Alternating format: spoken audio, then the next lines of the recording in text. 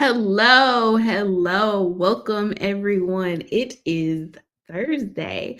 Welcome. So, today's topic is quite interesting. We are still continuing our track to talk about generations in the workplace.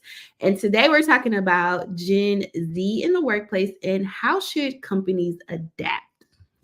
So, my name is Miracle Simeon, and I am the COO of Veaux Professional Services. And Veaux Professional Services is a industry agnostic, which means that we can provide a unique lens for organizations. We understand that businesses deserve a customized approach. It's not a one size fit all approach. And VPS partners with you to understand your needs and provide solutions that are just right for you. We have our CEO, Hope Malvo. Hope has over 15 years of experience providing guidance in leadership to senior management in startups, growths, and stable organizations. And then we have me. I have over 10 years of experience in human resources, and I specialize and focus on company culture, servant leadership, and strategic HR practices. Okay, let's get into today's topic. We're going to talk about who are Gen Z, what challenges, what changes you'll see in the workplace because they're entering the work environment, and what can companies do to better appeal and engage these employees? All right. So who are the Gen Zers? So Gen Z folks are some amazing folks born between the late 1990s and early 2010s. They are stepping into the workplace during some kind of turbulent times. They are dealing with inflation, they are coming into the workplace with student loan debts, housing issues, the recession. We're always talking about that. Are we in? We're not in. It's certain parts. And then the backdrop of these social issues going on. So they've pretty much already seen a lot in their short work career. And so how does all of this that they've experienced influence their attitudes at work? Okay, so what changes will we see in the workplace with introducing the Gen Z employees? Gen Z lives and breathes diversity.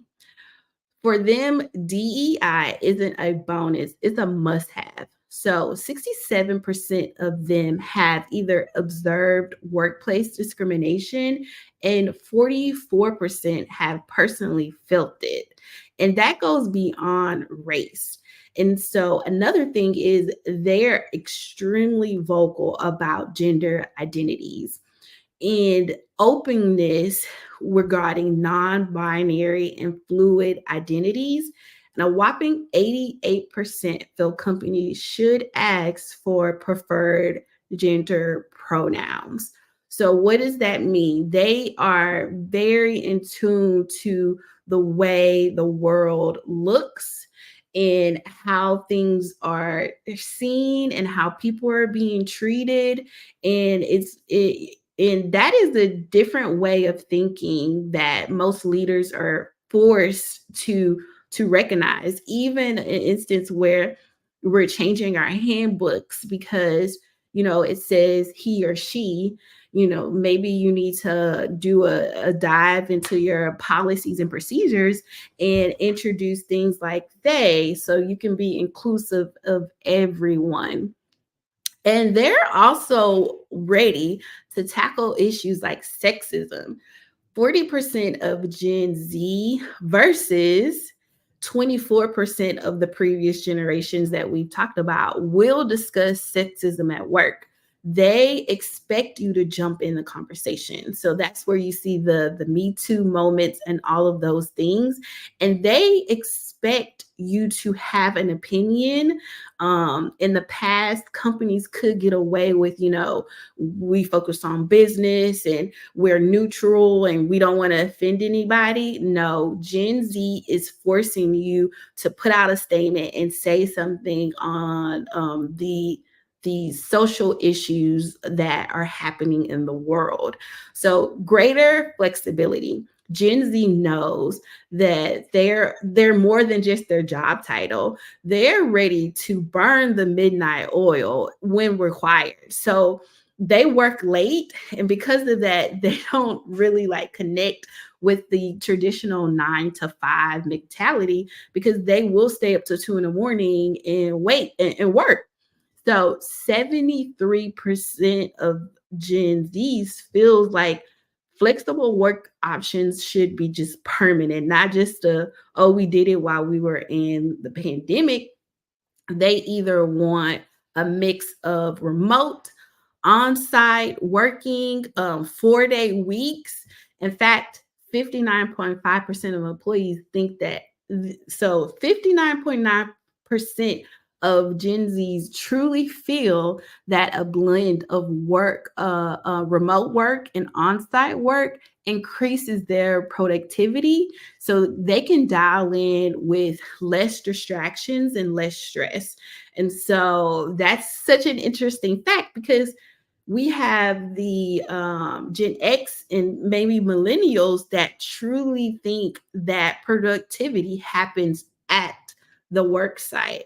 So that's a disconnect when Gen Zs actually feel like they are more productive when they get to work at home and just truly dial in. And remember, they're working, they're working until 2 o'clock in the morning. They Majority of them don't have kids, so they can just like work nonstop. So that's just how do we do that with the different generations, thinking about how they interpret, productivity. Another thing that is extremely important to them is the ethics and social awareness. 77% of Gen Zs prioritize working for a company mirroring their values. It's not just looking at their products and saying, this is what you stand for. I mean, I'm sorry, this is the products you sell. They are examining, even scrutinizing your ethics, your practices, and your social contributions. They want to know that you're in the community, you have a platform to give back, and they are very keen on the environment. 39% of Gen Z invested into the eco concerns. They want to know about global warming. They want to know, what are you economically efficient with everything you're doing? And so championing these green initiatives is extremely important to this generation. So what happens when they don't align? Like Gen Zs, I mean, yeah, Gen Zs and the companies don't align. They seek connection and alignment. So when this doesn't happen, engagement drops. A lack of connection within the workplace leads to less commitment, and which leads to higher turnover. A survey by Gallup indicated that 54% of Gen Z workers aren't fully engaged, meaning they don't vibe with their team or their managers. And what does that mean? They are always proactively seeking, always on the hunt for a better fit. Let me just say that again. 54% of your Gen Zs are not fully engaged. And I can only imagine that the work that they are doing is a lot. So imagine if you had these Gen Zs like working to their full potential. It would be amazing, because, like I said, they will stay up all night and they will work. 'Cause, I mean, they don't, most of them have kids and families, so they will work. All right. So, how can companies better appeal to and engage Gen Z employees? So, you you as a manager of companies, you have to prioritize mental health. Gen Zs crave mental wellness. They want better wellness, better health, mental health services. They want knowledge. They want empathetic leaders and a culture that breathes wellness. It's not just that one statement or anything like you got to have healthy snacks in the break room. You got to have snack challenges. You got to give them information. You got to have a robust, health plan. And I don't disagree. Like it's time that we start boosting our mental health, knowledge and stigma and all of that in the workplace. But you as leaders have to have a culture of it. It has to be genuine and has to go beyond, the cliche of things. You have to truly value it as well. Boost diversity inclusion. Gen Z won't stick around if there's no diversity. And by diversity, think beyond just gender and race. Consider adding a nuclear diversity to your D&I plans to genuinely resonate with Gen Z. So that means you need to evaluate your practices and just try to be proactive. And if you don't have this, like champion your Gen Zs to kind of tell you, like, what does it look like? What should you be doing? You got to invest in the growth and development. These young talent potentials are hungry for growth, financial stability, and they're really competitive. So feed into that hunger. How would you do this? Offering them guidance, mentorship, and continue learning. Trust me, they will appreciate it. They are looking for someone to guide them, to mentor them, and show them what they should be doing. So they are extremely appreciative on that end. Enhanced communication. So here's a fun fact.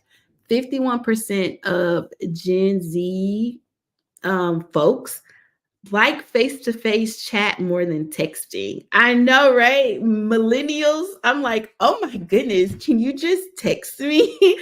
But they will face-to-face chat, like that's their jam. So in that consideration, you have to take advantage of, doing a voice call over a phone call for them, set regular meetings, give them that personal touch.